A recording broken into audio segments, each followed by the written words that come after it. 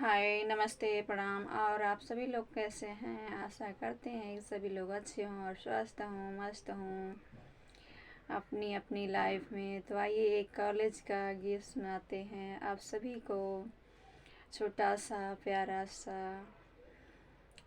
कि पढ़ते स्कूल रजामा गएगा मनवा, पढ़त स्कूल रजामा गएगा मनवा।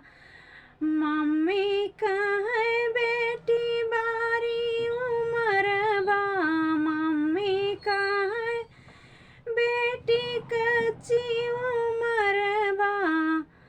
उमर जरी जाए मम्मी जाबेगा मनवा, उमर जरी जाए मम्मी जाबेगा मनवा। पढ़त स्कूल रजामा गएगा मनवा, पढ़त स्कूल रजामा गएगा मनवा। चाची कहे बेटी बारी उमर बा, चाची कहे बेटी कच्ची उमर बा। उमर जरी जाए चाची जाबेगा मनवा, उमर जरी जाए चाची जाबेगा मनवा।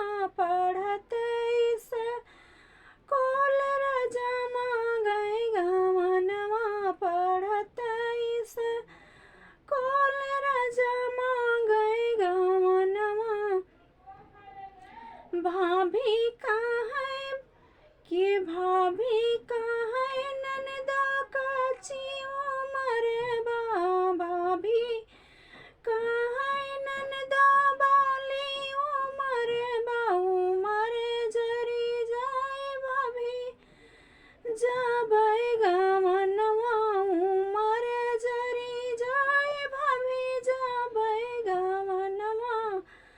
पढ़त स्कूल रजामा गएगा मनवा, पढ़त स्कूल रजामा गएगा मनवा। सपना जरी जाए मम्मी जाबेगा मनवा, सपना जरी जाए मम्मी जाबेगा मनवा।